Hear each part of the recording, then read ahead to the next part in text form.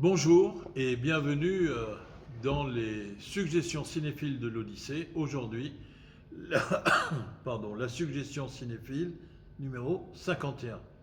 Et le film que nous vous proposons, que je vous propose, eh bien, c'est un film qui s'appelle La bataille d'Alger de Gilles Pontecorvo. Pourquoi aujourd'hui? Parce que le film a une actualité qui est permanente et qu'il est utile de voir, surtout quand on pense qu'il faut utiliser des métaphores guerrières et que avec le début du déconfinement, aujourd'hui 11 mai, eh bien, il y a notamment là aussi utilisation qui, à titre personnel, me semble un peu inappropriée, comme dirait l'autre, le projet de créer des brigades sanitaires, pardon, des, pourquoi pas des commandos sanitaires pendant qu'on y est, des groupes sanitaires, ce serait peut-être pas plus... bon, enfin, ça changerait rien, mais c'est un peu agitation de vent.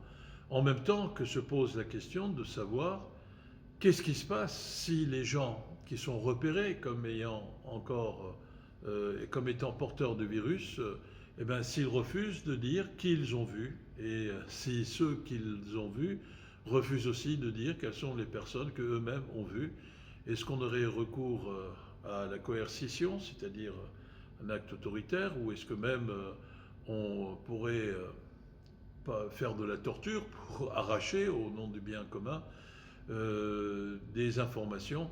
Évidemment, j'exagère, mais si je fais une allusion à cela, c'est parce que je pense que de la même façon que lorsqu'on essaye de colmater une brèche, si on le fait en ouvrant une autre brèche, eh bien, on n'est pas à l'abri de couler le bateau. Et autrement dit, dans la période de déconfinement, comme dans la période de confinement, il est important de ne pas faire des dommages durables aux valeurs démocratiques auxquelles, en principe, j'espère, nous croyons toutes et tous. Voilà. Alors, comme d'habitude, prenez bien soin de vous, respectez les consignes, notamment la distanciation physique, sans oublier de pratiquer la proximité cinéphile et sans oublier aussi d'exercer une vigilance démocratique pour ne pas être infantilisé et surtout pour ne pas devenir des esclaves consentants. Alors, le film La bataille d'Alger date de 1966. Ce film, et il a été réalisé par Gillo Pontecorvo, qui est un réalisateur italien de très très bonne qualité, excellent réalisateur, qui était à l'époque, il n'est malheureusement plus de ce monde, qui était considéré comme un proche compagnon du PC italien, du Parti communiste italien, et donc qui a un engagement à gauche qu'il traduit dans ses différents films. Il a fait un film qui s'appelle Capot, avant la bataille d'Alger, qui date de 66, et il fera également un film qui s'appelle Ogro, sur l'assassinat de Aldo Moro, qui était le leader du Parti démocrate chrétien et qui avait été l'architecte avec Berlinguer de la perspective de compromis historique qui aurait amené le Parti démocrate chrétien et le Parti communiste à co-gérer ensemble les affaires d'une Italie qui était en proie à une agitation de lutte armée même très forte. Et Aldo Moro, ce projet va être empêché puisque Aldo Moro va être premièrement enlevé par les Brigades Rouges et ensuite retrouvé assassiné par les Brigades Rouges. Bien. Et évidemment, la perspective du compromis historique tombe dans les oubliettes de l'histoire. Bon, c'est un autre sujet de conversation, mais il fallait situer, ce cadre général. Et ce qui est intéressant, c'est que Gilles Pontecorvo va présenter ce film au Festival de Venise en 1966 avec d'immenses protestations de la délégation française, qui d'ailleurs va refuser de participer à la projection du film et qui va réagir de façon très peu fair-play, il faut bien le dire, quand le film aura gagné le Lion d'Or, c'est-à-dire la récompense suprême du festival cinématographique cette année-là. Et on va dire partout que le festival de Venise a soutenu un film qui est un film pro-terroriste, etc., etc. Le sujet du film, c'est la guerre d'Algérie et plus particulièrement la bataille d'Alger. En novembre 1954, le soulèvement algérien commence, c'est l'insurrection du 1er novembre, et à partir de là, les Algériens, qui ont revendiqué, pour commencer tout de suite après la Deuxième Guerre mondiale, l'égalité de traitement, qui ont revendiqué le fait, d'après leur dire, de ne pas être traités comme des sujets, mais comme des citoyens de la République française, à part égale, avec les droits de tous les autres citoyens français. Et comme personne n'a prêté l'oreille dans les cadres dirigeants de l'État français, eh bien, cette revendication d'égalité va se radicaliser et se transformer en revendication de l'indépendance et en décision de recourir à la lutte armée pour conquérir de haute lutte cette indépendance qui finira par arriver en 1962. Alors l'épisode de la bataille d'Alger se déroule en 1957. C'est l'occasion pour la France d'envoyer les parachutistes, pour démanteler tout le réseau clandestin du FLN, du Front de Libération Nationale algérien, qui, ce réseau clandestin, est organisé en cellules de 3 personnes.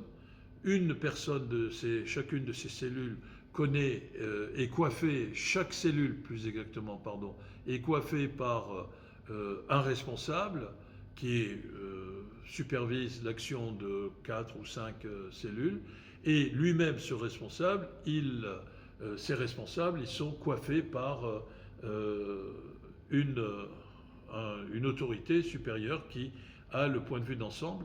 Mais donc ces réseaux sont assez efficacement organisés pour mener une lutte clandestine, notamment dans la Casbah d'Alger.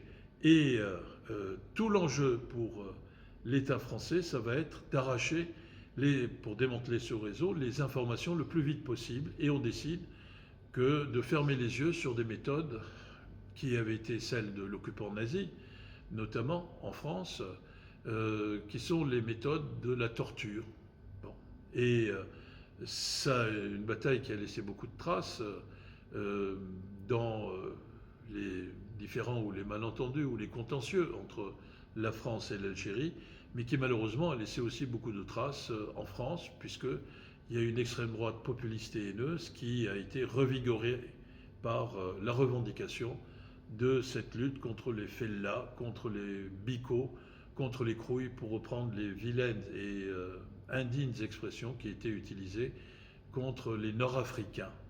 Déjà, Nord-Africains, ça signifiait qu'on ne les considérait pas comme des citoyens français à part entière, ce que pourtant ils étaient du point de vue des institutions en vigueur à l'époque. Et notamment, ces paras sont dirigés par le général Massu et son bras droit qui est le colonel Bijard. Bien. Alors là, dans le film, il y a une action qui est menée par les paras.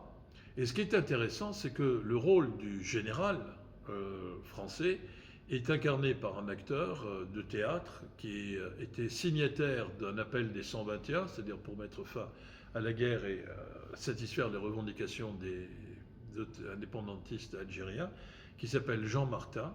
Et vous voyez, les gentils dans la vie, ou les progressistes et les généreux dans la vie, eh bien, ils sont amenés à jouer le rôle du méchant qu'ils condamnent.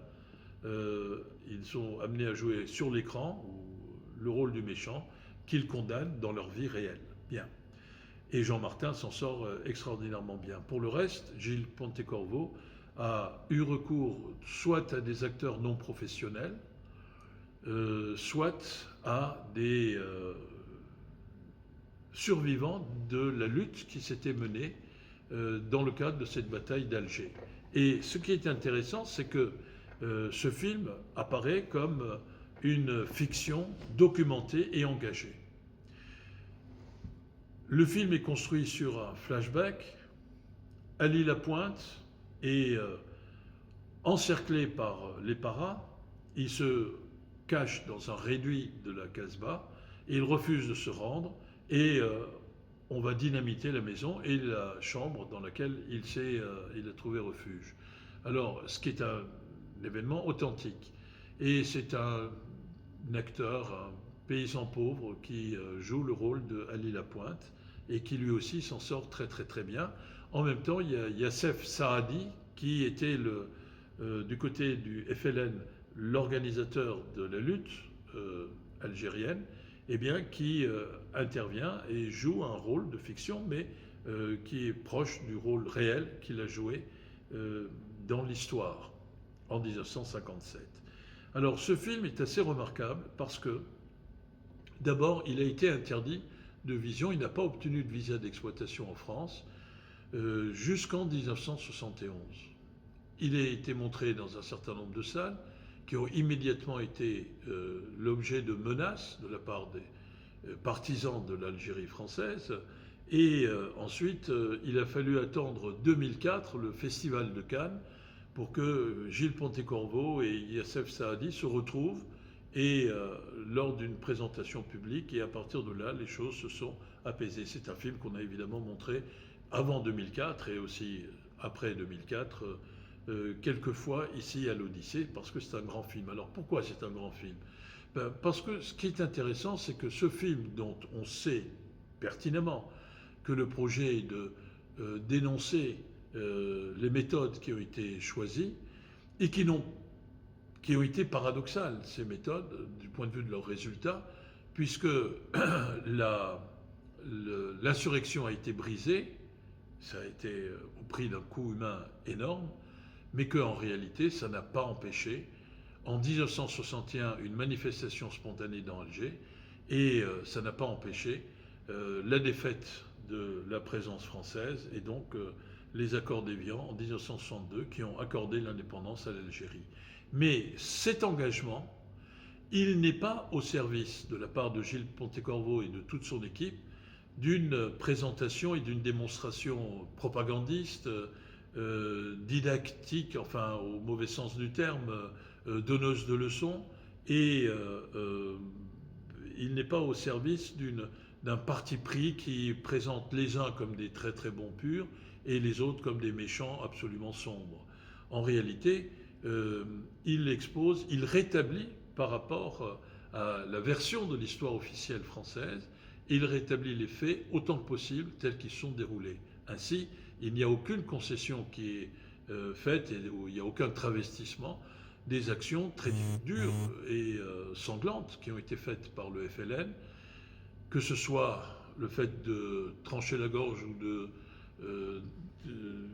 tuer les Algériens qui continuaient à fumer, qui buvaient de l'alcool, etc., ou que ce soit les attentats contre des civils dans des cafétérias, des restaurants, des bars, où des civils innocents, en tout cas innocents d'avoir commis quoi que ce soit, soient tués aveuglément pour marquer des points symboliques dans la lutte et des points réels dans la lutte pour l'indépendance.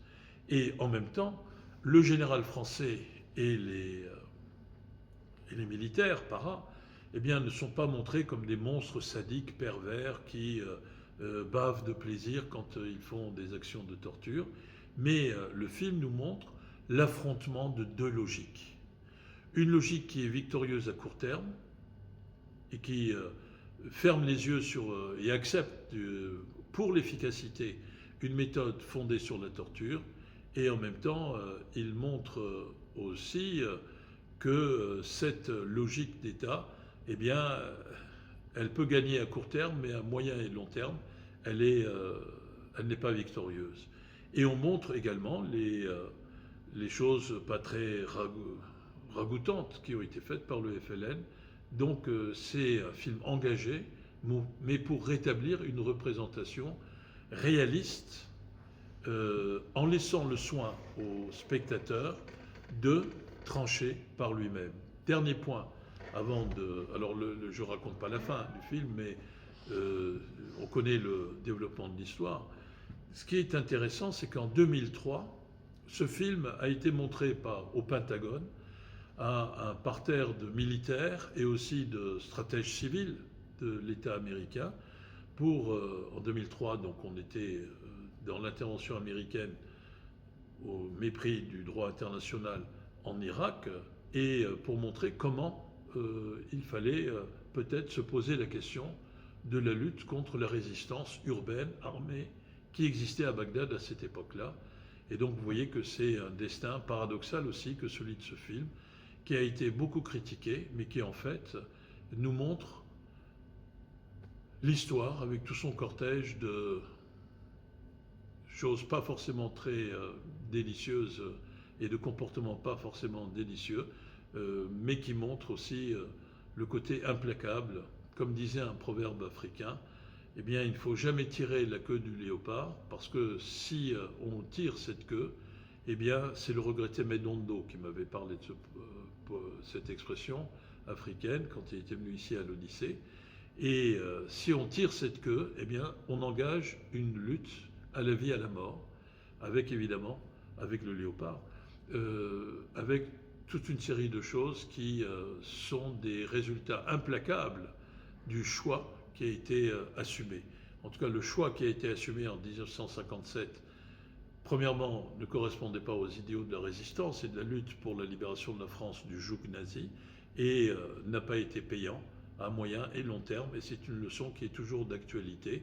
Et vous pourrez consulter sur Allociné ou sur YouTube les différents moyens de visionner ce film remarquable, objectif, mais en étant engagé clairement dans une préférence pour des idées progressistes, mais qui rétablit les faits dans leur réalité. À très bientôt, merci, au revoir.